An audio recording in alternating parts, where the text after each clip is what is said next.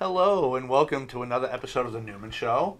Tonight's guest I have all the way from Florida, Roger Nelson. He Howdy. drove up just to do this show. That's it. That's That's it. Just this 1 hour show, and I'm going to drive back. Yep. I'm that crazy. And just to recap, I want to thank Sarah Martin for coming in last week. If you haven't supported her yet, check out her page.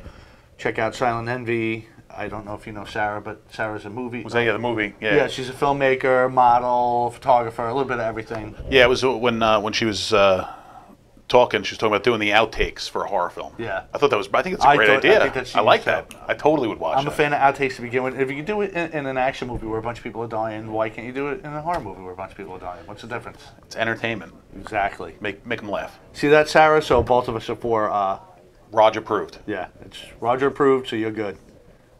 We'll get into the sponsors. We'll get into the show because we got a lot to cover. Yeah, we do. Yeah, we do. We're going to be a little controversial tonight, so buckle yourselves in. We're going to talk about what's going on with you two because I want people to know who you are, but we're also going to talk about the PC culture in today's society and how it I'll say it straight out, it's ruining entertainment. Very much so. Especially comedy, where we're trying to be funny. We're here to make people laugh. And when you can't say that, you can't make a joke about this, it ruins it. It absolutely ruins it. It ruins the fun. It definitely does, and it's gotten to the point where everything is offensive, even if it's not offensive anymore. Yeah. But we're going to hold off on that. We're going to get to the sponsors first, and I want to start with Frank Zambuto from Kayla Logistics. Kayla Logistics, where your business is our priority. Here it is. Our goal is to provide our customers with end-to-end logistics solutions worldwide. Contact Frank Zambuto regarding all of your international import and export needs. Frank also has domestic contracts with many of the largest coast-to-coast trucking companies in the USA for non-personal cargo. For the Newman Show listeners, just mention the Newman Show, and Frank will take 10% off your first domestic trucking shipment within the USA. Frank Zambuto and Kayla Logistics, where your business is our priority, and you can reach Frank direct at 347-536-3933 or his email at frank@kaylalogistics.com. Frank is very knowledgeable. There's a lot of questions right now with tariffs. Nobody knows what's going on, but he does. I should use him to ship me up here to and from Florida instead of driving. Well, mention our show and you get a discount off your first shipment, so there you go. Hopefully not by the pound. Yeah. And want to thank one of our newest sponsors, Felon for Life. Jason Martin, he is the owner-operator, and he specializes in Harleys, and he can fix anything on a bike, whether it's mechanical, putting aftermarket things on, whatever you need done, he could do it. Rainbow tassels on the end of the He handlebars. could definitely do that too. Fancy. I have a Harley. I had stock pipes, and if you're familiar with Harley stock pipes, they are very quiet. Yes. So we did some changes on there, and now it sounds like a Harley now. Everybody hears me coming. Potato. And it definitely makes a difference. And Jay did a great job. He will save you hundreds, if not thousands, over going to an actual mechanic spot or a Harley place or whatever. He can pick you up. He has a trailer. He can do stuff at your house. But, of course, you're going to pay the premium, just like for a house call. But he's still, even if you're paying him to come to your house and work on your bike and pick you up, it's still going to be much cheaper convenient, yeah. than bringing it to any other mechanic. So definitely check out Jay. It's called Felon for Life Motorcycle Repair, which is a great name. Yeah. because the handlebars, he wants to keep you behind bars. I get it. Therefore, Felon for Life. I get it. And you can reach him at 516-996-2780 or skullfan33 at AOL.com. And again, he does service all makes and models. Harley's his thing, but he's going to be working on my Ninja soon too, if I keep it. You fit on a Ninja? The Ninja 1000, yeah. Okay, I'm impressed. No, it's not a small one. And want to welcome another new sponsor. I'm just going to pull up his thing real quick. Sean from the Irish Pub in Baldwin. He's located on Merrick Road in Baldwin, in between Millburn and Grand Avenue, on the south side, for those who aren't directionally challenged. And the Irish Pub is a fun place. I hang out there a lot. You can see me, Frank, Mike, who's on here a lot. And it's just a cool place to go, eat, shoot darts, obviously drink. The drinks are very good. That's what I want to do in an Irish bar is The food drink. is really good. And he's got a lot of stuff going on. Friday night, he's got karaoke at 10. And they're doing a $30 drink special from 10 to 12 for well drinks and domestic beer. And if you could drink like us, because I'm sure you're the same way, $30 is more than It's a fair. fine deal, people. Check it out. And then Saturday, they have the Ugly George show starting at 9. and $4 Jameson and $4 Fireball shots, which is also a great deal, and $2 hot dogs all weekend. So Man, I'd go just for the hot dogs. Yeah, right. $2 hot dogs. Can't Get beat my that. money's worth for that too. Can't beat that with a wiener. But yeah, definitely check out the Irish Pub. It's a lot of fun down there. Like I said, we go there a lot. He's going to be having a couple of dart teams come September. I haven't played in years, but I bought some darts. I started practicing so I can get ready. I can't do the Monday night team, but I'm going to try for the Tuesday night team. Sounds like a good time. It's just a lot of fun there. You go there, you don't feel... no pressure. Yeah, you don't feel out of place. Nobody gives you a hard time. And supposedly the place had a reputation in the past, but since he's owned it, it's great. I'm still stuck on $2 hot dogs. Yeah, I'm $30 drinks for Yeah, 2 $30. hours. That's how I'm stuck on. I'm more fat than I am Irish, all right? Yeah, V, directionally challenged. She's one of them. We're going down. Now, you're from Long Island. Originally, yeah. We're going, and I'm going to confuse a lot of people here because I'm going to use some really weird words. We're going east on Jerusalem, towards a friend's house. And I say when we get to Broadway, is it north or south? She goes, oh, it's north. So I go to make a, she goes, no, you got to make a right. I'm like, no, that's south. Don't use directions with me. Just say the thing, the left or right. My wife does the same thing. Yeah. Mike says he's got free ball and hot dog. All you have to do is put it in your mouth. So that's good to know, too. That's an option. But before we get into the actual topic, let's people let them know who you are.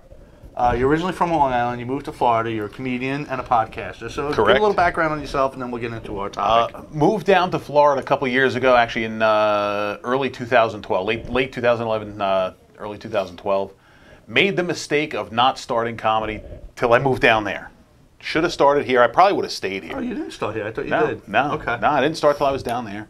And always, my whole life, everybody, oh, you're so funny. You should be a comedian. You should try it. And a good friend of mine from up here, Jimmy Hammer, was trying to talk me into it. And I finally decided, I'm going to try it. And then Kenny Zimlinghouse, the guy I went to high school with, stand-up, he came down to Tampa, and that was it. Like, I went to see him, and I'm like, I have to do it. If I don't do it now, I'm never going to do it. Right. And from that first night, it was like, probably one of the best drugs ever is making an audience laugh. And I may or may not have tried a lot of drugs, so trust me on this. Make laughs, not heroin. I'll have to take your word for it because I haven't tried drugs, but I know exactly what you're saying. You get that.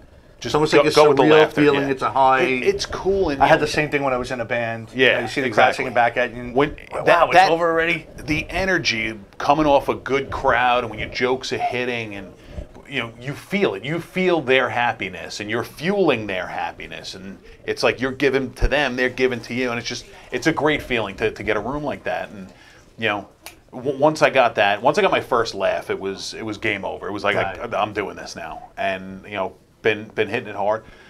I have a unique benefit in that I can polish up my stuff down in Tampa. I can work the rooms down in Tampa, but then I can come up here and I'm doing polished material.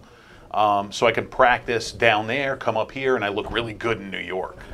I look like crap in Tampa, but I look good in New York. Now, what is the scene down there? Because obviously, from being here, the city and Long Island are very different. Very much. The city, you could do open mics probably literally all day and night long. Yep. I know they do them even in laundromats there. Yeah. Oh, yeah. Here, it's kind of limited. I mean, the open mic community is starting to grow. More and more bars are taking it on. More and more comics are hosting in different places.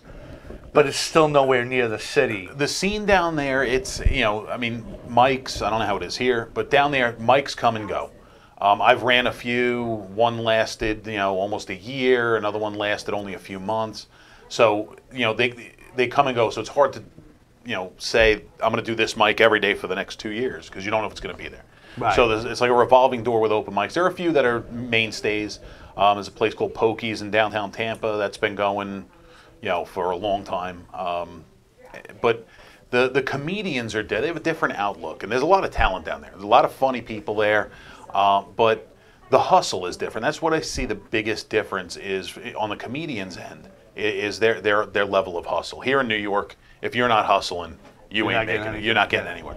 And down there, it's Florida. Everything's relaxed. It's God's waiting room. They're all just waiting to die. So nobody's got any sense of urgency.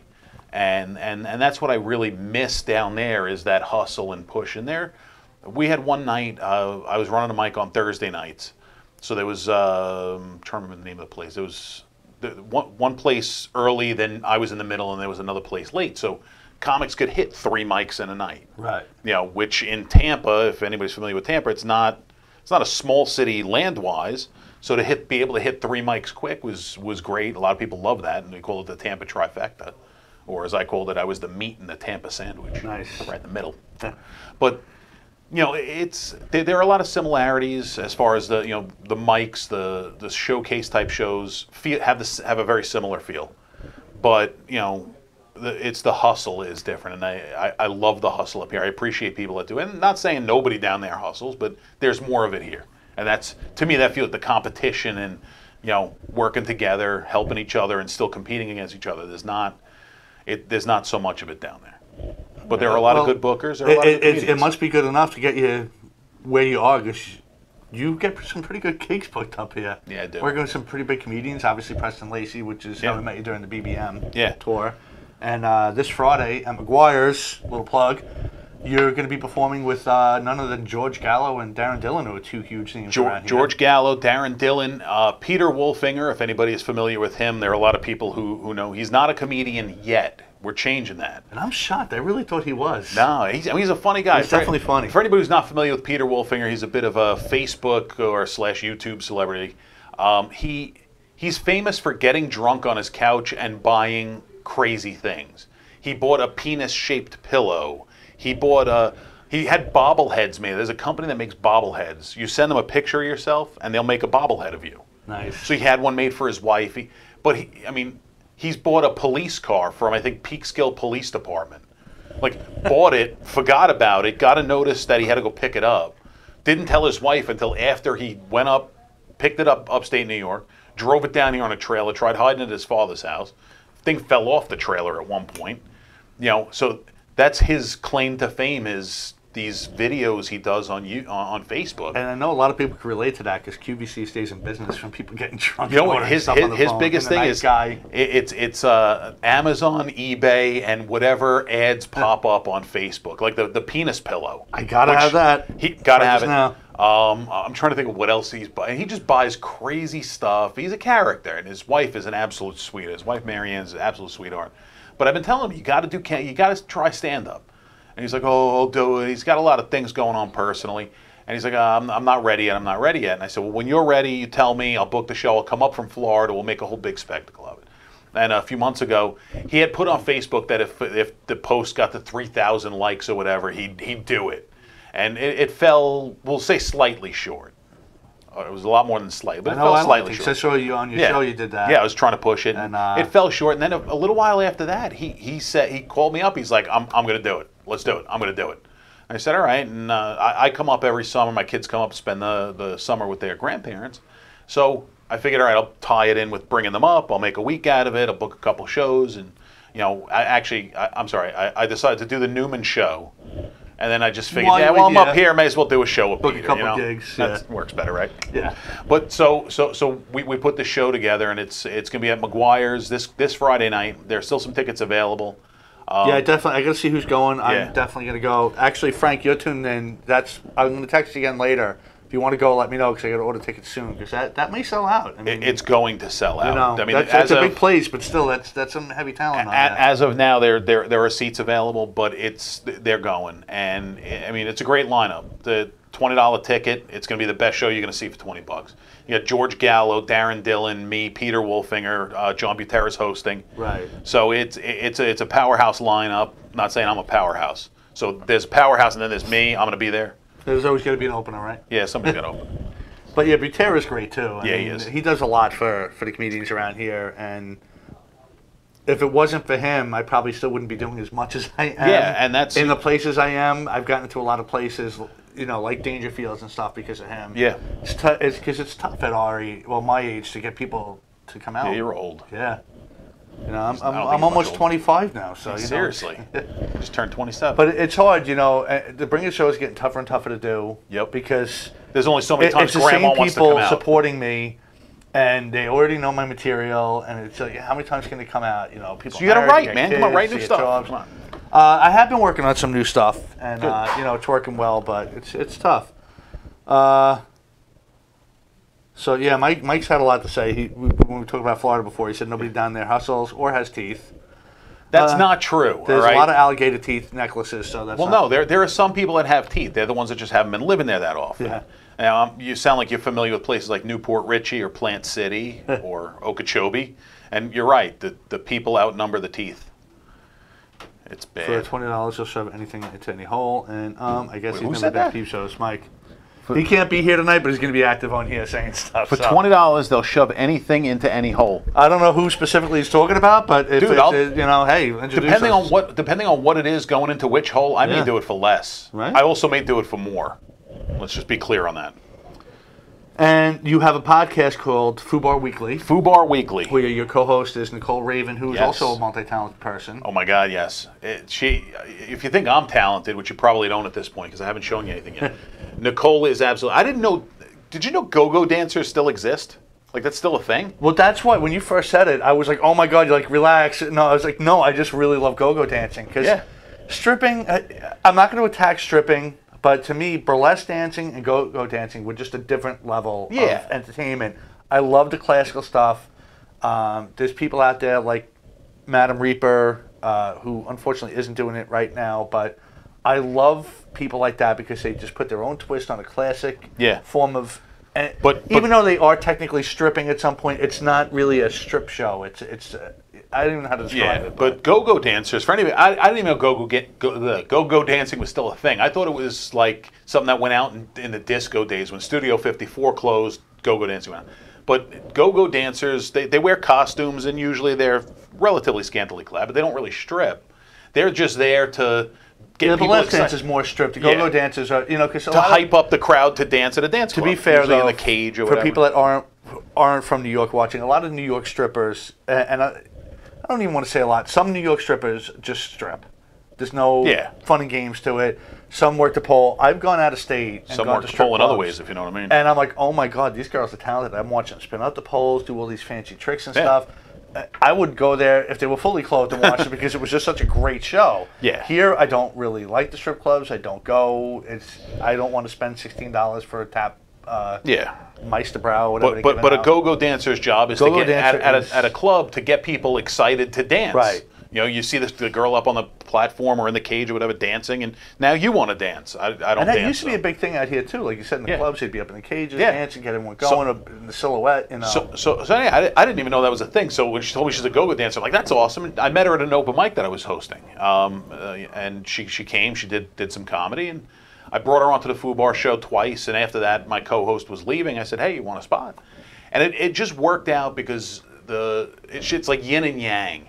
It's good to have a woman's perspective, especially since I'm, misogynistic asshole, apparently. But no, it's good because we have a lot of common ground. We're interested in this in a lot of similar things.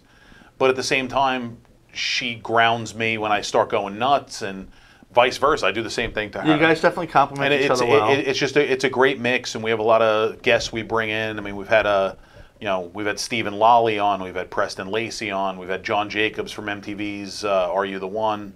He's a comic down in Tampa. He's been on the show. We've had a lot of Kevin Goatee. He did a call in promoting Comics Watching Comics.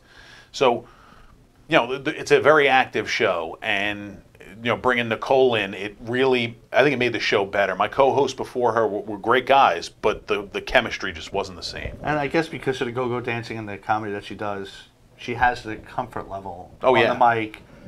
She'll perform to nobody, which is sometimes it's tough on the radio because there is no instant gratification here. You can say something hysterically funny and you just look at the camera and there's nothing. You just have to assume people are entertained by it, which is why a lot of people who are great on a mic on the stage can't transition to radio. Correct. Unless you do the Jimmy Fallon thing and just laugh at your own shit. That's true. Yeah, he's always got someone laughing. It's usually him, but that's all right. That's all right.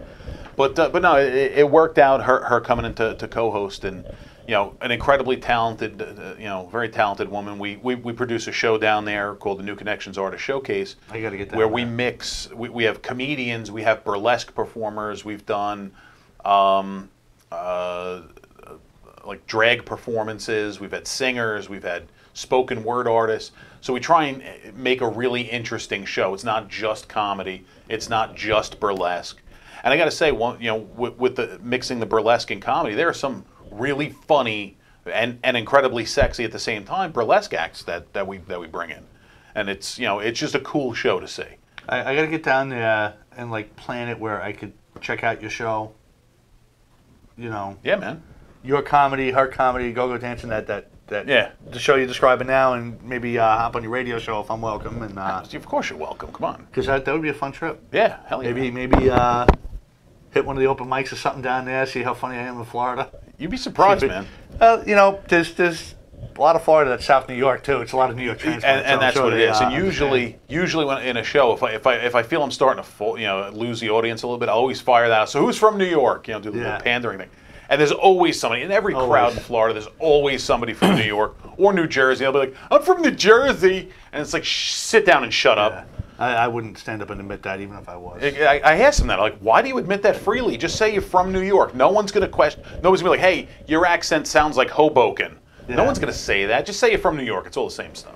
Now, what I like about your show is that it is a variety show similar to this one, where you're not afraid to hit controversial or sensitive topics. And we've done that. We've had, there's an organization called the Sex Workers Outreach Project. I was going to bring that up because that was a great show. I was trying to get active on that. We had a woman who came in doing this, to promote awareness with this Swap Tampa is what they call it. It's the Tampa branch of this Sex Workers Outreach Project, and she herself is an escort and talking about issues facing sex workers, not just escorts, but all kinds of sex, cam girls, and what can be done to help change laws. And prostitution is the world's oldest profession. Second oldest is politics. There's not much difference. I think that was Ronald Reagan. I think Ronald Reagan said that one. But, it's funny because on that topic, to discuss it briefly because I really want to get to ours, people are so concerned about the sex trade and drug abuse and underage sex and prostitution, all that. And a lot of that is allowed to go on because it's illegal. Correct. And when I say allowed, it's not that it's illegal to do it, but it's like that's what you're going to get because... It's like anything. It's like you make drugs. It's a way to have the human trafficking across border. Well, now that you're here, you owe us. So what you're going to do is you're going to work in this rub and tug. Exactly. You're going to be this type of cam girl. You're going to work in this brothel or this basement. But even then, I mean, a lot of human trafficking occurs not just across national borders. Not that just bringing people from other countries. It happens within the country. A lot of people get hooked on drugs, and that's the only way they're going to get money for it. It's a lot of bad reasons to get into prostitution now. But if it was legalized and it was a choice, then you could have kind of what was going on in the Bunny Ranch, which I'm sure still is. But they had the special on HBO, the Cat House. Everyone knows about Dennis Hoff and rest in peace, Dennis. Yeah, and he actually won the election. Yeah, he did. Which just goes to show it wasn't. He was pretty well loved in that area. Yeah. Because the girls were safe, it was clean, it was regulated. It was regulated, right? But human trafficking, and just I don't want to spend too much time on it, but not all sex workers are victims of human trafficking. No. There are plenty of sex workers out there that do it willingly, but the human trafficking is the bigger issue as opposed to the sex workers. So my point was just that if you legalize it, you're going to kind of knock out the human trafficking sex trade because. You would, I would think if you were going to go to a sex place, you'd rather go to a legal place than some shady underground. Yeah, but at the same time, you stamp out one fire over here and another one flares up over here. There's always going to be there'll be another way. There's always going to be some scumbags up to some scumbag stuff. Yeah. So it's narrowing down and trying to take care of that and eliminate that. And human trafficking is a real problem, and that's something that needs to be. But human trafficking is truly a bigger problem than consensual sex workers. Right. So support your local hookers. Bottom middle. So now to get into it, because this is we're already halfway through the show. You're kidding me? Yeah. Crayola. He's not used to this because his show is usually at least 2 hours. Yeah, my show we go at least. We're not constrained any time, so I can just jibber jabber on for 2 hours. Sometimes we run out of stuff to say and we cut it short. But a lot of times, you know, it's hard to fit a lot in 2 hours, let alone an hour. So let's just get right into it. The PC culture has gotten so PC now that it's ruining all forms of entertainment, including comedy. absolutely. Which is why this is relative to us. And if you don't understand how bad it is, I'll give a few examples. You take someone who's well-loved in comedy and acting like Kevin Hart, makes a joke that really isn't even offensive. And I don't remember the exact joke. I don't know if you do. You can tell it. I don't remember it, but it was basically along the point of being gay. Obviously, is not a choice because if you're black and you already know what it's like to be persecuted for being black, why would you choose to be gay on top of that?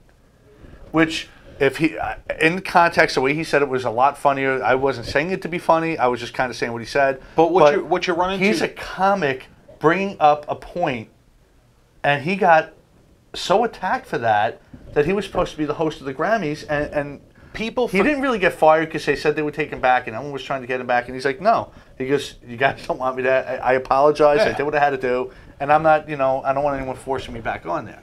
One of the big problems that we face, especially nowadays and in the social culture of today, is everybody needs to be a victim of something. Right. Everybody needs to play the role of victim. So even if it didn't actually offend them, I'm going to stand up. It may offend Dennis, so I'm going to tell somebody they can't say something. And when it comes to humor, comedy should not only make people laugh, but it should make people think. Right. And you look at a guy like George Carlin, who was an absolutely brilliant wordsmith, and his jokes were funny on every level. If you didn't truly get what he was crafting, it was still funny.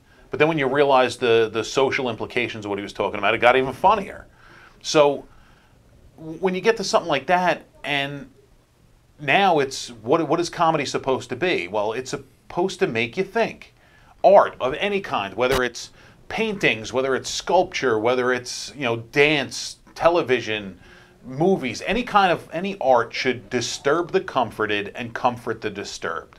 So it should make you feel something. Obviously, as comedians, we want people to feel happy and laugh.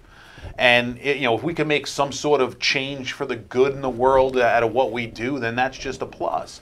But I don't think, to me, there's nothing off limits. There's nothing you can joke about that you shouldn't joke about. Well, here's the thing, because Jim Carrey said it's a job of a comedian to offend or Jim Carrey's a fucking psychopath. And I don't agree with that at all. I think the job of a comedian is to be funny. That's exactly what it is. But in being funny, you shouldn't necessarily shy away from certain things, because you brought up George Carlin, and some of the biggest, most famous, most loved comedians were controversial. Richard Pryor was controversial. Eddie Murphy was controversial. Bill Cosby wasn't controversial as a comic and was probably one of the only clean ones at that time that were respected. How'd that work out for you, Bill? You see what he was doing behind the scenes. He was worse than the other guys. Well, I saw a graphic. That was great. It was Bill Cosby, the guy from Seventh Heaven, and then Al Bundy. And Al Bundy turned out to be the better father. Right. Who would have thunk But it? you had Bill Hicks. You had Red Fox. I mean, these guys were controversial comics. Yeah. And it wasn't a new thing, because even if you went back older and you went to guys like Buddy Hackett and stuff like that, they were controversial at the time. They made people uncomfortable to make them laugh, or they brought up, like George Carlin started with a goofy, wacky weatherman and a prop comic. Yeah. But once he built this fan base, I mean, he attacked things that were off limits: religion, race. Oh yeah. You name it, he went after it, and people loved him for it. And watching some of his old, obviously it's all older now because he's gone, but some of the things he's joked, some of the jokes he made, I thought absolutely hilarious. He couldn't make them today. I was just going to say, if George Carlin was starting today, do you think he would even be known? He probably would be shut down before he even started. You're not too far off from my age. I mean, growing up through the 80s, we had Eddie Murphy's Raw and Delirious. We had Andrew Dice Clay. We watched that comedy boom. Dice Clay did go through a hard time, though. Yes. He was attacked. He was attacked. He actually had a legit emotional breakdown on Arsenio Hall. But Dice was so vulgar and so crude that you were either going to laugh at it or be horrified. But the funny thing is, he was a legit comic, and when I say legit, he was just doing the normal jokes, and he was funny, but he wasn't really grabbing. So he came up with the Dice Man character and did it as part of his act. Andy Silverstein became. It wasn't even his whole act. It was just part of it, and then that grabbed. So he said, all right, let me get up as Dice Clay and see where it goes. He ends up on the Rodney Dangerfield Young Comedian Special and blew up. But what, you got to have something to stand out. That Dice character truly stood out. And he had to own it. He had to sell it. And it was probably tough at first, but once he did, I mean, he still talked about it. Hell, even Rodney Dangerfield. Rodney is not his real name. His name is Jacob Cohen. Rodney Dangerfield was a character that got created. And the whole no respect thing. That wasn't truly him. And he actually, I read a thing where he actually wasn't happy with what Rodney became, but everybody loved him. Because Dice wasn't happy with it either. No. And, comedians that'll become big need to stand out. But, going back to the PC culture, everybody... when I make a joke, I've made jokes that are offensive, and I'll give you an example. I talk about Halloween costumes. When you were a kid, it was either something you made yourself or like a painted garbage bag with a mask that matched with a rubber band, right? Now it's a contest to see how slutty you can make a costume. You could be a slutty nurse. You could be a slutty doctor. You could be a slutty prison guard. You could be a slutty Ebola patient if you want. Forget about candy. I'm going to start handing out rape whistles in Plan B. Told that joke a lot on stage. It always hit. I made like a fucking stupid meme with it, with the joke written out, and someone in the Orlando, Florida comedy scene took exception to it and said that I was victim shaming. I'm not victim shaming. I'm offering a solution to a problem. I'm pointing out the problem. And this whole shaming thing, it's got to stop. Just like they watered down the Me Too movement, they took something that was legitimately wrong, people getting molested, raped, sexually harassed, sexually discriminated against, and just made it about anything. Yep. To the point where even if you had consent, if you regretted it 6 months later, all of a sudden you were wrong. Was it Aziz Ansari that... He had a bad date. He had a bad date. She meets up with him in his house. They go out to dinner. They take an Uber back to his house. They start fooling around, whatever. She decides, no, I don't want to do this. He says, okay. He calls her an Uber. She leaves. He doesn't pressure her into anything. She said no. He stopped. And she still tried dragging the guy through the mud. Yeah.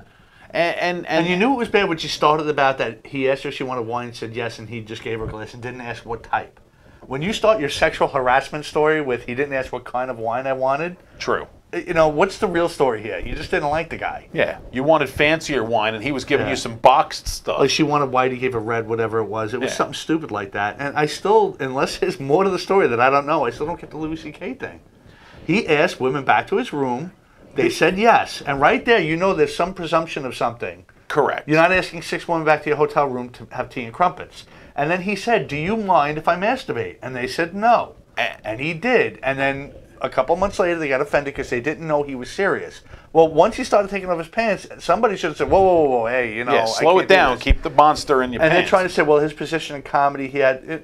So, okay. They felt intimidated. If you're successful, you shouldn't have sex with anybody or do anything with anybody unless they're an equal status, financial status or higher. Well, no, they can't be higher because then that person can be accused. So everybody's got to be in the same tax bracket in order for you to do anything. That's crazy. The problem, what he did was consensual. Was it creepy? Yes. But what's wrong with being a freak? Everybody's allowed, as long as you're not doing anything illegal. If your kink is 12-year-olds, that's a problem. Yeah. R. Kelly. If your kink is masturbating in front of a room of consensual women, who cares? It's not my problem. Do what you want. But the whole thing with that is that the women felt pressured into saying yes. That if they said no, now the take on him was that he was known for that, and if somebody said no, okay, I'm sorry, and he would leave. So they had to know that too if they were around the scene, or they would just see in dollar sign, whatever the case is. But again, he obtained consent. Aziz Ansari, when she said no. Now, there are plenty of scumbags out there. And they were fooling around at that point. There was some more going around with Aziz, and then when she said no, he stopped. Yeah. So again, that's consent. Now, granted, there are a ton of scumbags out there that really did some scumbag stuff, and they should be outed for it and should pay the price for it. Like a Harvey Weinstein. But going back to the PC culture, everybody's got to play the role of victim. I need to be offended by something. I need to find that, the joke you made about, unloading a truckload of dead babies offended me, and you should be taken out back, shot, stabbed, drawn, quartered, burned at the stake for it because you're an asshole.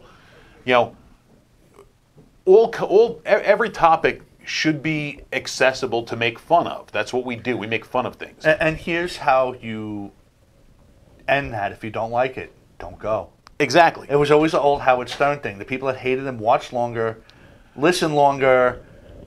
They made him as big as he was. And that's if what the I was people getting who hated at. him didn't listen to him, he never would have been as big as he was. And that's what I was getting at. If a comedian should know his audience. So for younger comedians just starting out, doing the open mic circuit and the lower end bringer show circuit, you're stuck with whatever audience is in the room. You don't get to pick and choose. But as you develop as a comedian, and granted, you should try and steer away from those ultra controversial topics. A white cisgendered male making rape jokes, not a good look unless you're really good at what you're doing. And if you're really good at what you're doing, then you're not going to be doing that open mic circuit very long. But again, whereas everybody's pushing for equality at this point, that's not equality, that's superiority. Correct. If a certain group could do something that the other couldn't, which was always white men for a million years in history that everyone complains about, which is not true if you looked around the world. It wasn't always white men doing stuff. But even still, if you're saying white men goddamn honkies had it so good and you want equality, you want to be on the same level as them, not above them. So they should be able to do what everybody else can do, and everybody else should be able to do what they're doing. But a comedian should know their audience. I'm not going to go... You actually should know your audience, and I don't like comedians that are offensive just to be offensive. I don't find it funny. I'm not going to name names or trash people, but they exist. But there are obscene comics that I think are hysterical because they're funny. Yeah, I do a whole bunch of dirty jokes. Eddie Murphy cursed a lot, but he was funny. But look at his bits then. He does a whole bit about gay guys looking at his ass, and he could tell that they're looking because his ass is getting hot. And, right. And he's calling the F word and not fuck the other one. I'm not going to say it because you can't anymore. Because I can't anymore. And but that used to be on regular TV. Yeah. You could say and that. he was throwing that around, and you could do that and people not get offended. I don't think there's a word. I'm Polish, Irish, and Lebanese. There are plenty of Polish jokes out there. All right. I'm Lebanese, which in and of itself is a joke. But Lebanon is a Middle Eastern country. There are plenty of Middle Eastern things that are offensive. I don't think I've ever found anything that I found truly offensive. Like, oh my God, I can't listen to that. I've heard shit that wasn't funny. There's a difference, but I don't think I've ever been truly offended, especially by a joke. And a comedian needs to know their audience. Jokes are offensive. Jokes either funny or it's not funny. You either like it or you don't like it. I mean, a friend of mine down in Florida, she makes a joke about bestiality and uses my name in the joke, not just some guy named Roger. She'll point. If I'm in the audience, she will point at me and say my name during this joke. And the only thing I can do is stand there and laugh uncontrollably because it's friggin' hilarious. All right. Her dog licked her nipple. Okay. And it was because I told her that peanut butter was moisturizing. My bestiality joke has to do with the fact that it's a true story that Louisiana actually had a state senate vote 25-10 to ban bestiality, which I found quite interesting because, first of all, and this is the joke, why did they have to vote on that? And who were the 10 that held out? So that's inquiring minds want to know. Look at those guys. Check their search history. On the way in, and me and the gator getting on the way home. Hey, in Florida, it is illegal to molest an alligator by statute. It is. So funny. Don't molest alligators. The worst part about that is, in order for there to be a law on the books, someone had to do it. And not only do it, but had to get caught and challenge it in court. But you can't molest an alligator, but it's perfectly fine to suck milk out of a cow's teat. Equality, people. Well, it is Florida, so.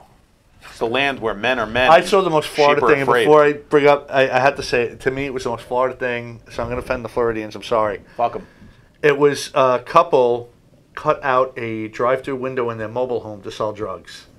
Oh, it doesn't get any more Florida. And I was like, that was the most Florida thing I've heard. It does not get any more Florida than that. But I wanted to, did you see the live in front of a studio audience with Norman Lear when they did a live episode of All in the Family and the Father? I saw parts of it. I think I did a show that night. What was great about that is Norman Lear was really cutting edge at that time because he put stuff that was controversial on TV to bring it to light, to make fun of it. Oh, yeah. Archie Bunker was a racist bigot. But Carol O'Connor wasn't. Right, but at the same time, so was George Jefferson. Yeah. And that's why those two characters work so well together and butted heads perfectly together. That's why both shows were a success. The yin and yang They people. touched very sensitive topics on feminism and race and rape, because wasn't Edith Bunker wasn't she raped on one? She might have been. They touched a lot, but on the episode they did the exact script, word for word. They changed one word, and I think they dropped the N word. They didn't change the word. They bleeped it. They bleeped it, yeah. Which is funny because in the 70s that was okay, and it was because it was controversial that it was okay. Yeah. Because they wanted people to know that it exists. You know, people speaking like children, saying the N-word and this, that, and oh, no, la, la, la, it doesn't exist. The only way you can defeat something is to admit that it exists and then attack it. One of the comics that I work with a lot down in Florida, he calls himself Zobo69. First name Zobo, last name 69. But he does a joke, and the first thing he asks, he's doing the pandering thing, he's like, who in here will call himself a racist? And every time I'm the only one holding my hand up.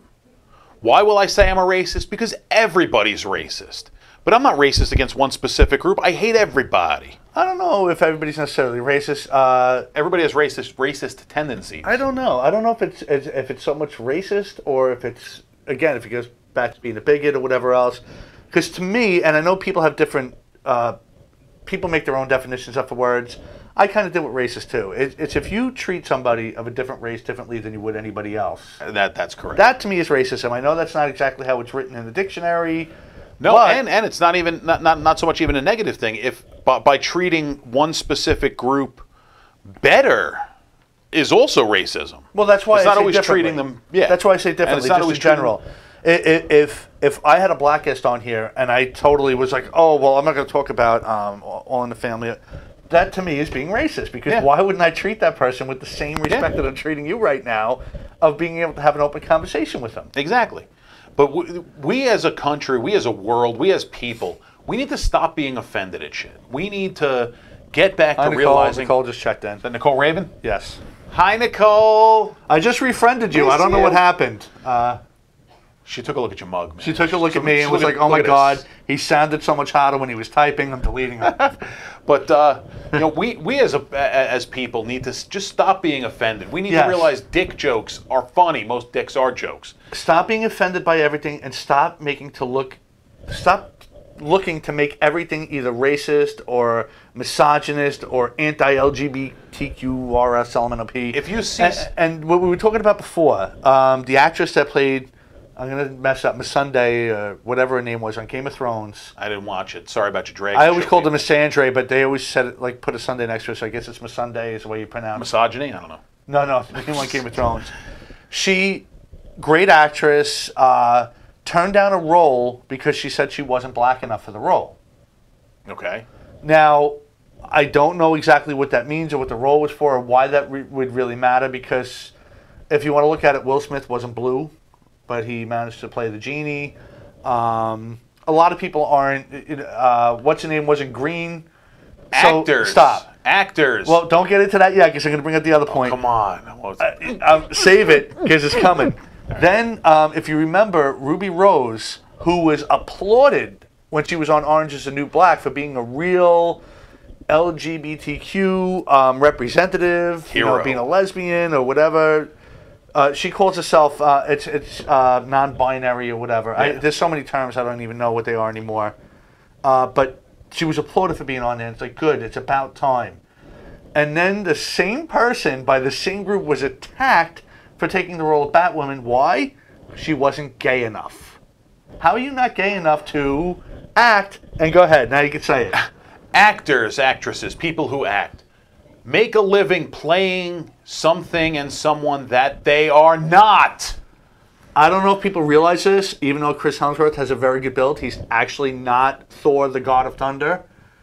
He's actually Australian. So Crikey. I guess you got to cut him out.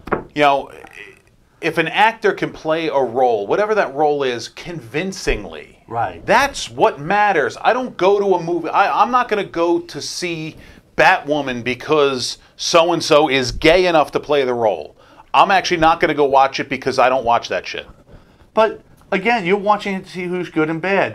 When I watched How I Met Your Mother, Neil Patrick Harris as Barney Stinson was phenomenal. Great actor. And not because he was gay or straight, but because he's a great actor.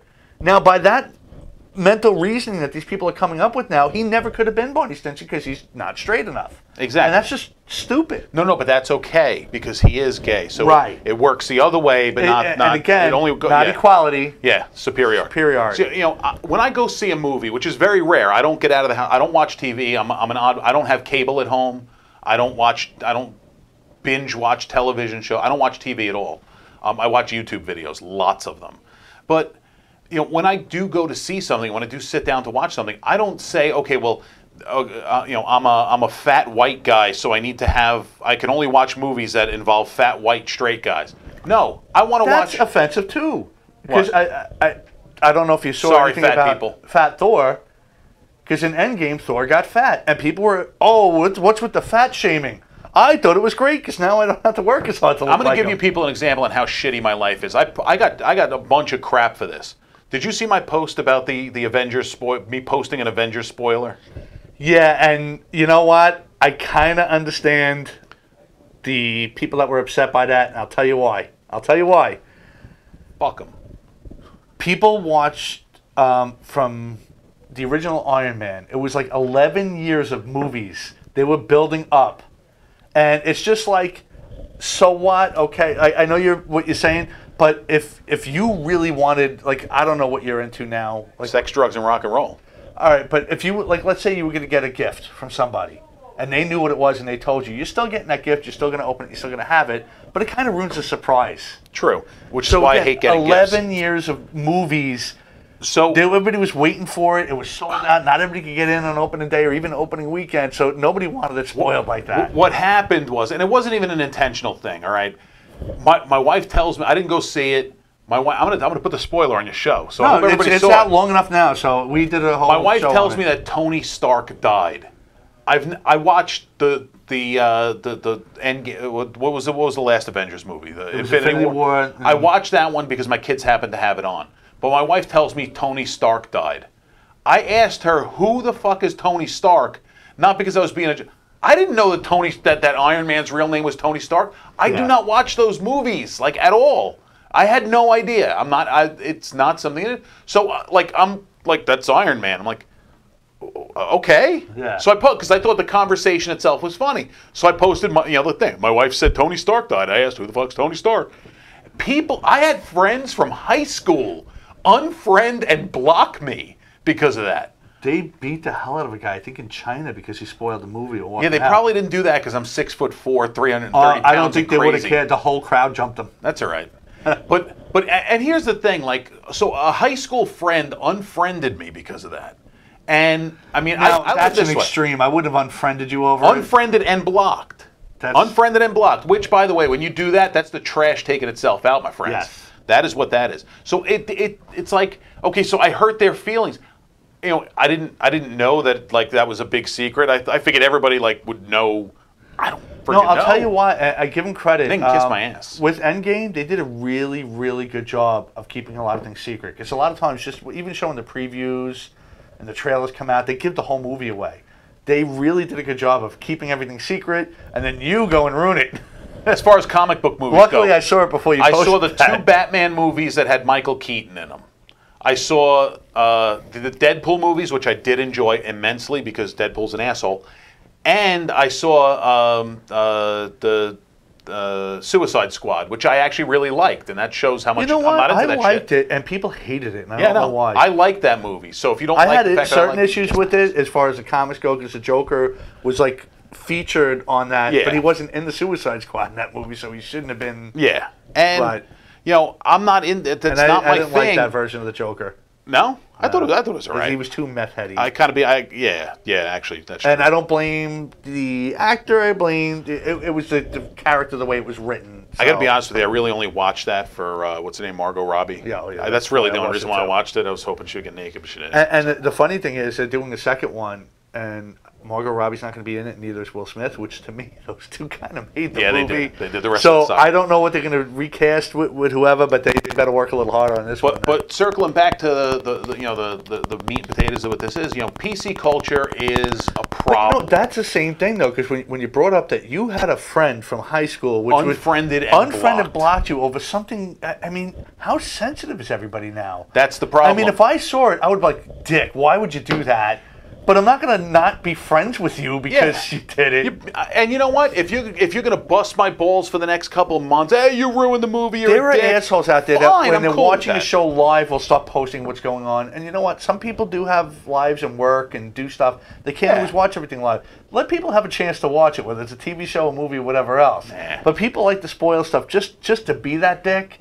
But the thing is, wasn't. I didn't end a lifelong friendship over something like that. And that's the thing. Like, if she really knew me, she would know that I legitimately did not know that it wasn't Tony like Stark's you posted it as a spoiler. You posted it as something. A conversation. It's not like you went and saw the movie. Like, holy shit! They killed Tony Stark. You know. Yeah. I like the whole thing was Tony Stark got killed. Tony Stark died. Who is Tony? The point of that conversation was, who is Tony Stark? I didn't know. So I mean, if I want now, I'm going to intentionally post spoilers for shit. Like, see, I'm just going to do it just to be a dick. So, unfollow me. I'm only kidding. I'm I was not going to say watch that might any not of be it. a smart idea being you're a comic and a podcast. Yeah. You want people. I'm not going to watch any of it. Again, if my wife and I did not have that conversation, I wouldn't have even posted it. You know. Yeah. Because I don't care. I just don't care. But what it comes down to, if you really look for something, you're going to find it, whether it's there or not. Oh yeah. And if you're looking for reasons to be offended, you'll find them everywhere. Oh yeah. Oh, even absolutely. if it has nothing to do with anything, and I've seen it time and time again. I'll give you a great example real quick. One of the comics I work with in Florida, I was producing a show, and he's up on stage. He was my headliner that night, and he's telling a bunch of jokes and that were about racism. And these women got up and came to me and said, he knows nothing of the black experience. And these two black ladies left because they were offended that the headliner does not know anything about the black experience. My headliner was very dark-skinned black. He had dreadlocks. He knows nothing. It's like they needed to be offended at something. And then and again, it comes to not being black enough for certain things. My girlfriend is Haitian. Okay. And most people don't think she's black. My wife's Italian. Like, oh, good. No one here is black, and I'll make a joke, and I laugh. But now, this is really going to become a thing now, not being black enough? Or, come on. Like, I'm waiting for somebody to say... And I know it's not a new thing. I know stuff like that has been around for a while. I'm waiting for somebody to say, you can't make that joke because you're not Polish enough. I can't forget the guy's name, but he had a whole video. And if you Google, like, I am not black, his video will come up. Okay.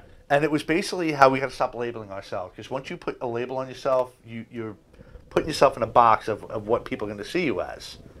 And that video came out years ago, and it's a great video if you watch. I'll send it to you. I'll check it out. I want people to think of me. The box I put myself in is funny, obnoxious asshole. That's it. People are coming up with more and more labels, whether it's a gender or, now it's not even black and white. It's, light, medium, dark, super dark.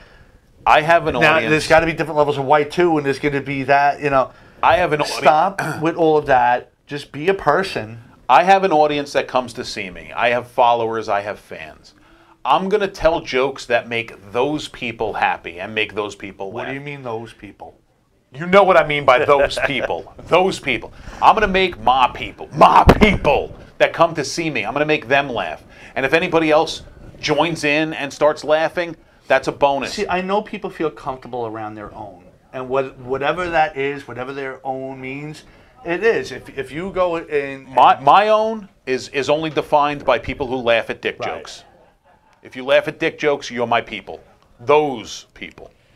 But yeah, to wrap it up, because we are out of time, I told you I was going to go fast. We need to have a part 2 of this sometime. Yeah, we do. Next time you come up.